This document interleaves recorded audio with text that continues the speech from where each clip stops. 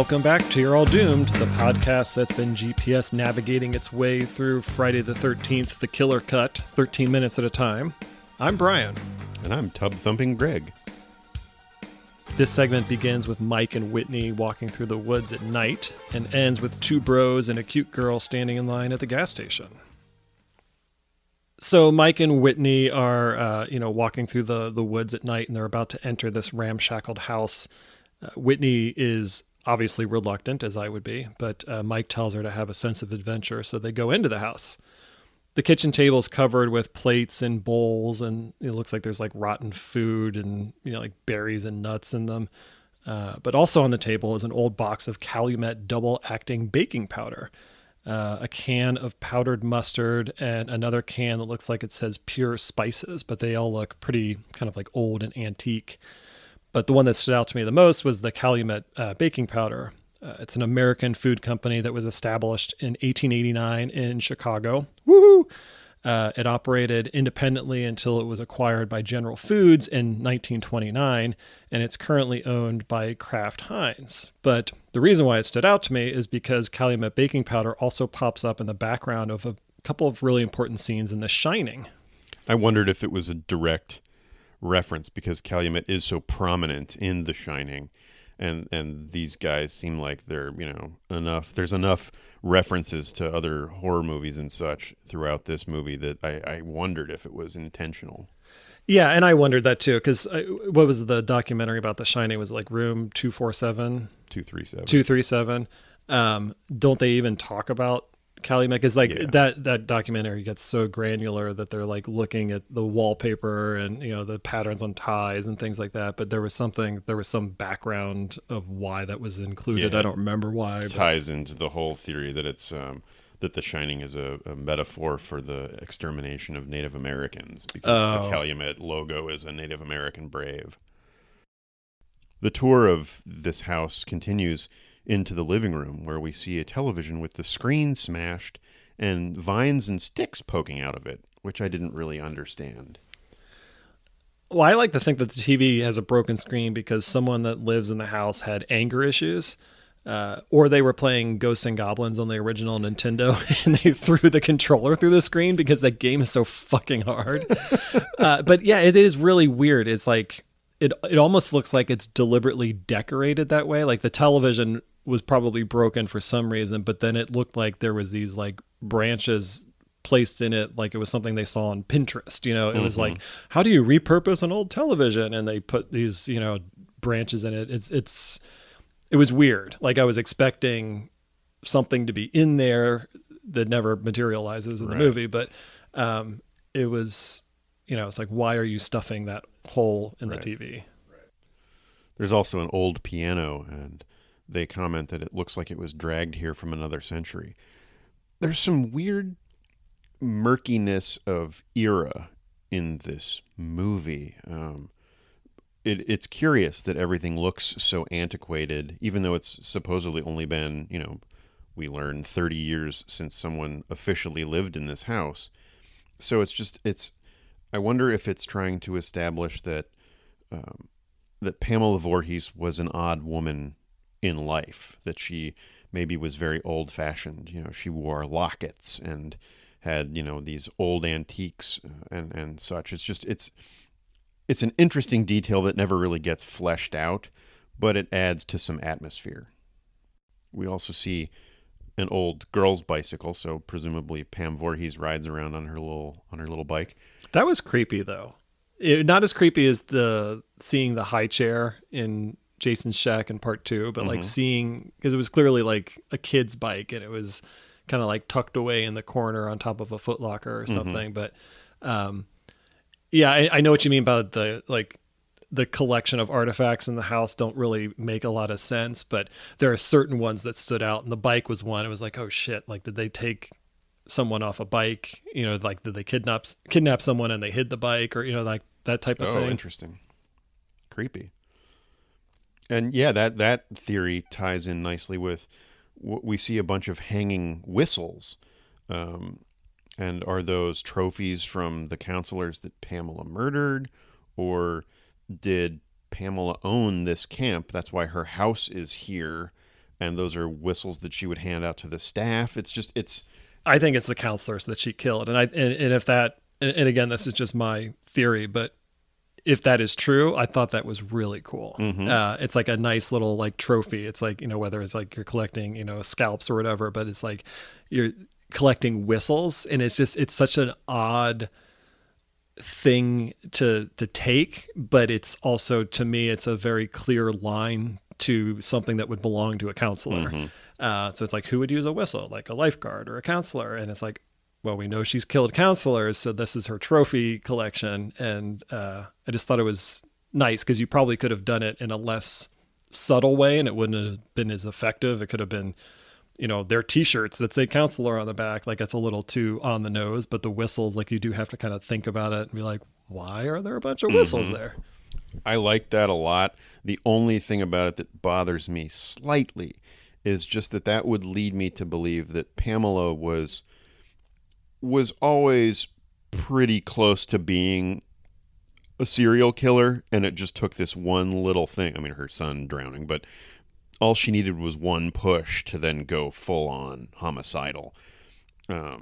Because it just doesn't seem like, if she was just killing these counselors in fits of rage, she wouldn't necessarily be taking trophies as she did it. So, like, maybe she was kind of fucked in the head all along, and this was just kind of the spark that she needed to ignite what she really wanted to be doing all along. Right. Like, yeah, collecting the whistles is a little too calculated for someone that just acted out of impulse because of something terrible that happened. Right. Went out in this rage killing and killed a bunch of people. She wouldn't necessarily be like, oh, and now I'm going to collect their whistles, and then I'm going to, put little, check marks on the wall. And Mike finds a little jewelry box nearby and coincidentally pulls out the locket that we saw earlier. They open it and they see that the left-hand side photo of Jason has been scratched out. But Mike comments that the photo of the woman looks a lot like Whitney and that she should keep it. So Whitney puts the locket in her pocket.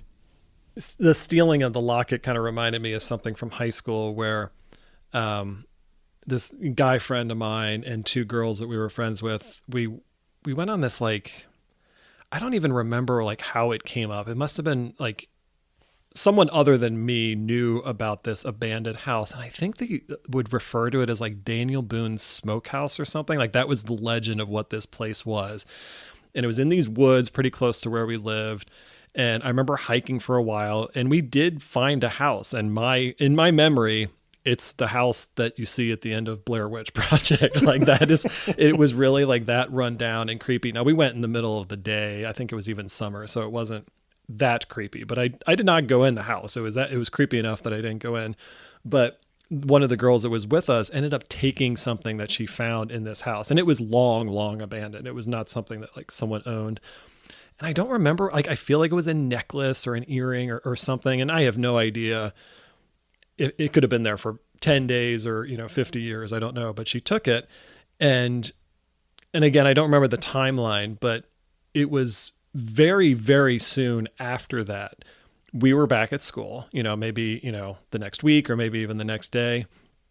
And the girl that took this item, whatever it was, completely like freaked out and lost her shit in the middle of a class. I wasn't in the class. I just heard what happened. But like, the teachers, giving his lecture, talking to the students, and she just like started screaming or like pounding on the desk. It was some like really dramatic like freak out, and she had to be taken out of the class.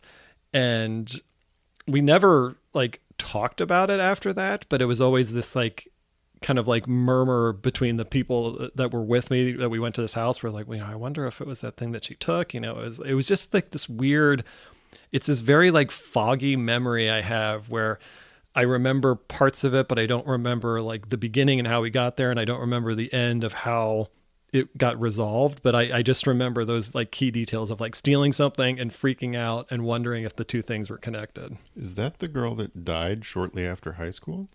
Yeah. Yeah, she did. Yeah. When we we were in college, when she passed away. Yeah. So it's probably my God, like a couple years after that. So that's so freaky. Yeah. And that's not even something that I think about a lot. I haven't. I was trying to piece it together as I was telling you about it because I didn't remember a lot of the details. But So you know that when I get home, I'm going to go find this place because I don't live far from there. well, I would encourage you not to, based on what happened. But yeah. But I mean, the point is, I don't know if I would have taken the locket. Holy It seems a shit. little bit. It seems a little bit too personal, and I don't Definitely know. tempting fate. Yeah, like I'm not superstitious or anything, but I feel like that's the I'm a type little of thing stitious. where just a little stitious. That yeah, I don't know if I would take it, feel comfortable. Mike and Whitney then wander into a child's bedroom. There's a toy monkey on a shelf and a Yankee Doodle ukulele music player. The bed has Jason stenciled onto the headboard, and a little teddy bear pal is there too. So clearly, this is where Pamela and Jason Voorhees lived, and young Jason would have grown up. So a couple things occur to me here. I touched on it earlier, but Pam and Jason lived at Camp Crystal Lake. This was their home. So that just seems like a weird thing to me. Like, is she the camp's owner? In the previous versions of this story, she was just the cook. But again, if she had her son, she must have lived at the camp too. It seems strange to me that there's a full blown house with all of their belongings at a summer camp. Yeah, it was definitely like a permanent dwelling. It wasn't right. It wasn't just like a cabin that they were, took up residence in while they worked there during the summer. Like this was like a lived-in house. And granted, a lot of the stuff that's in there could have been acquired by Jason over the years, so maybe it wasn't. True. But he's also probably not carving his name so nicely in the headboard of his bed. Right. But yeah, I thought it was weird too, because just based on the geography, that the house is definitely on the grounds of the Camp Crystal Lake. So if there is a house like that, then you have to wonder, like, what was her role that allowed her to have such, a nice permanent residence there, or required her to be there the entire time. And do you think Jason, now an adult, still sleeps in that little bed? I like to think that he does. Yeah. I picture him snuggling up under the little sheets and Yeah. cuddling with his little teddy pal. We then cut to Richie torpedoing Amanda's thermal exhaust port. She stops him when she hears a stick snapping outside the tent. They think it's just Wade being a perv. And I like their little banter here. Sort of like the little strip scene earlier. These two characters amuse me. After a moment, they think it's all clear and resume, but we see a nice looming shadow pass by behind them, which I had never noticed before, and Me was very neither. creepy. Yeah, I thought that was very cool. Richie resumes his trench run, but another sound interrupts, so Amanda orders Richie to go outside and kick Wade's ass.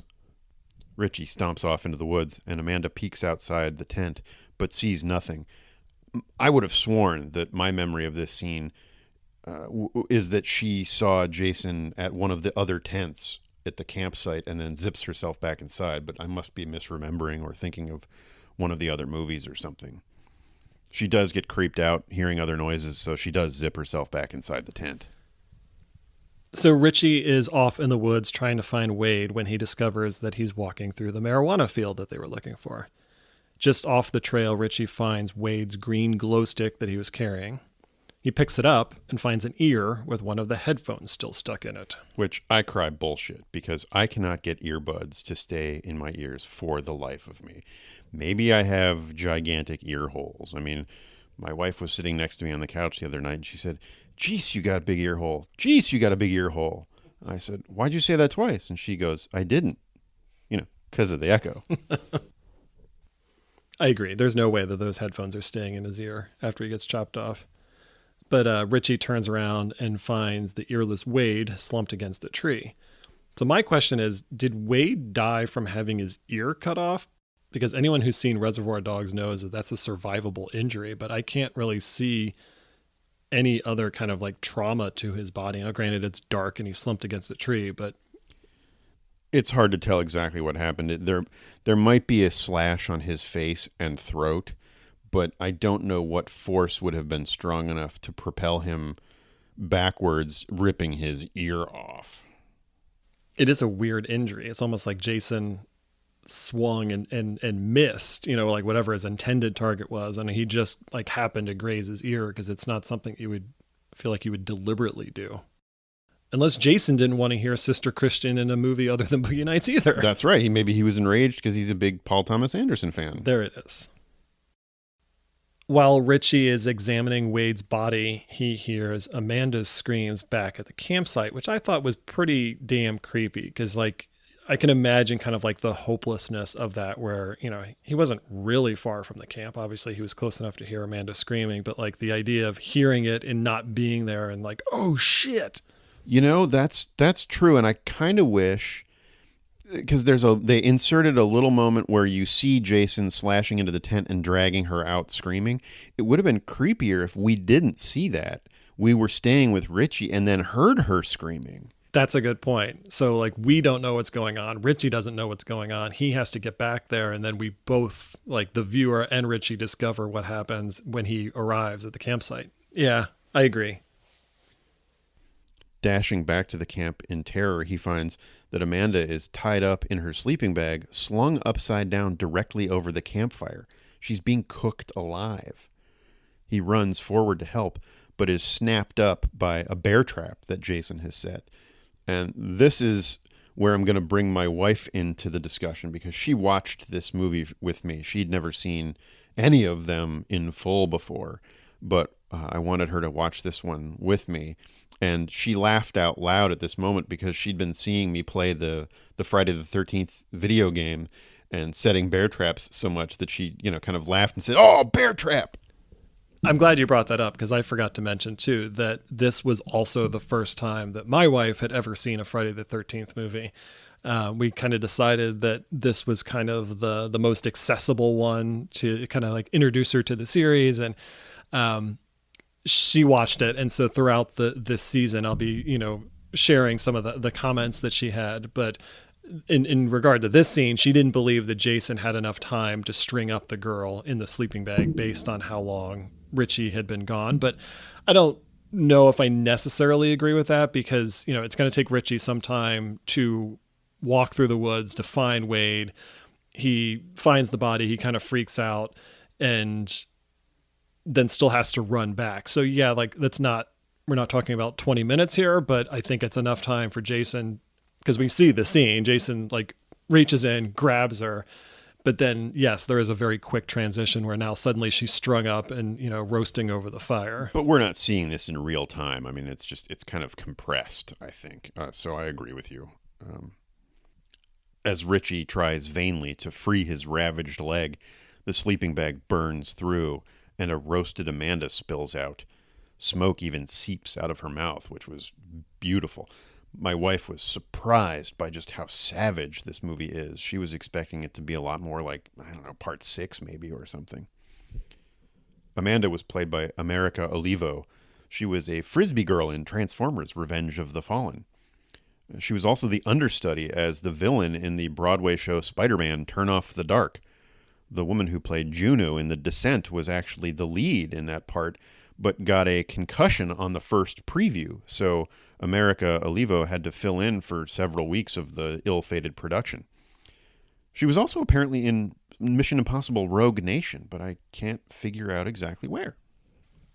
She was Playboy Magazine's February 2009 Babe of the Month, and she's been married to Neve Campbell's older brother since 2009. Oh, shit. Back at the Voorhees house, Mike and Whitney continue to explore, finding Jason's rusty little tricycle, which I again enjoy picturing him tootling around on as a 30-year-old man. Mike opens the bathroom door, which, strangely, is lit by a string of small electric bulbs. There's a weird structure of melted and half-melted candles leading up to a hole in the wall. They see something hairy inside. Why on earth would Mike reach in to touch whatever that is? Never in a million years would I do that. I saw that hole and I saw him doing it, and the first thing I said was, nope. He pulls it out, and it's Pamela Voorhees' head, so Jason must have gone back to retrieve it from earlier when we saw him leave it behind. but Mike pulls it out and has to turn it around to see who it is. So it wasn't facing out into the bathroom. She was facing away from the room in that little hole, which seems strange to me. Yeah, that's a good point. Because then it's not a shrine, because if he's looking at it in like looking through the hole, then he's looking at the back of Pamela's head. Right. Yeah, no, that's true. But I was more concerned like when he realized what he was holding and he dropped it in the bathtub, which is filled with just God knows what. It was like this black, like chunky slime. I'm like, get out of this house. It was even worse than the bathtub in Buffalo Bill's basement. The door slams behind them. Peering underneath, they see some shadowy movement. But suddenly the blade of a machete jabs up through the floorboards. Whitney wisely climbs into the tub, but Mike is speared through the foot before he can reach it. He's struck again in the leg and hand, and just as Whitney tries to heave him into the tub, Jason erupts through the floor and grabs Mike, dragging him below. I think he also stabs him because some blood spurts out of Mike's mouth as he tells Whitney to run. Mike was played by Nick Manel, who was in the Rob Zombie Halloween remake. He's been quiet for the past decade, and it appears he's now in the business world. I saw that he's got a profile on LinkedIn. If the hole in the wall and the black goo in the bathtub wasn't enough, seeing Mike get fucked up by Jason was enough to get Whitney to make a break for it. So she starts to run, but we see Jason pop out of the basement via a trap door, which I thought was very cool because I'm a big fan of trap doors, especially in creepy houses. Whitney then runs through the woods and makes her way back to the campsite, and she sees Amanda's charred body and Richie screaming for help. While Amanda is trying to free Richie from the bear trap, Jason comes up from behind and bisects Richie's head with his machete. So R.I.P. Richie. Yeah, and I liked that Jason then had to put his boot on Richie's face to pull the machete blade back out. Richie was played by Ben Feldman, who I believe is no relation to Corey Feldman. We first saw Ben in Cloverfield. He went on to have prominent roles in Mad Men, Silicon Valley, and Superstore. Interestingly, he had spinal surgery in 2020. And I had back surgery in 2007, so that makes us best friends, right? Right. The only thing Whitney can do is reverse crab walk across the ground. Jason is in a full-on sprint as he raises up his machete. But before we can see what happens next, we get a title card at 23 minutes and 53 seconds into the movie. Welcome back to You're All Doomed. No. We already did that. Oh, yeah, you're right. I love this. I absolutely love this. I remember being so jazzed in the theater. I can't remember if I didn't realize they had never had a title card yet, or if I was thinking it was just going to be like Batman Begins, where they saved it until the very end. But it was so surprising to have it hit us this far into the movie. I mean, I think we might have even turned to each other and been like, nice. Yeah, I think I even just like howled with glee, just like, whoa. Because, yeah, I mean, I do love it. I think it's hilarious that we don't get the title card until, almost 25 minutes in the movie, but it's also unnecessary. But I think that's almost why they did it. 'Cause like we were like fully, engrossed in the movie by this point. So like we're all settled. We don't need to be reminded what we're watching. So like the fact that they're telling us what we're watching a quarter of the way through the movie is unnecessary, but it was like, I don't know. It was just such a great beat.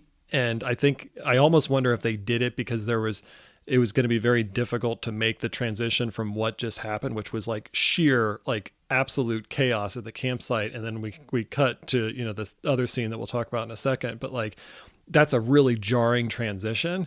And I feel like they were probably sitting there like, well, what are we going to do? Cause like you think about the old Friday the 13th movies and they used to do those weird, like, white splashes on the screen that just like everything just, bled out.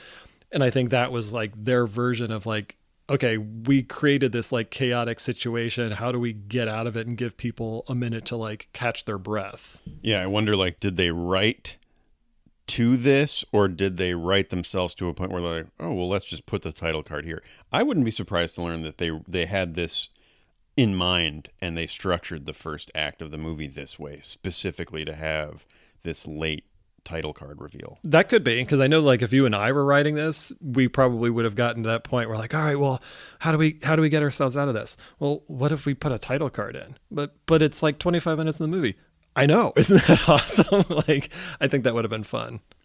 And I mean, there's a lot of valid criticisms of this movie, but I mean, I feel like this 23, 24 minutes is about as tight a Friday the 13th movie as you can get. And I mean, they put all of their juice into this opening, and whether or not you like the rest of the movie, this is awesome. This intro was just great. Mm-hmm. Yeah, they're not wasting any time. Everything's moving very quickly. I mean, you think about how quickly these guys arrived at the campsite, and then how fast things escalated.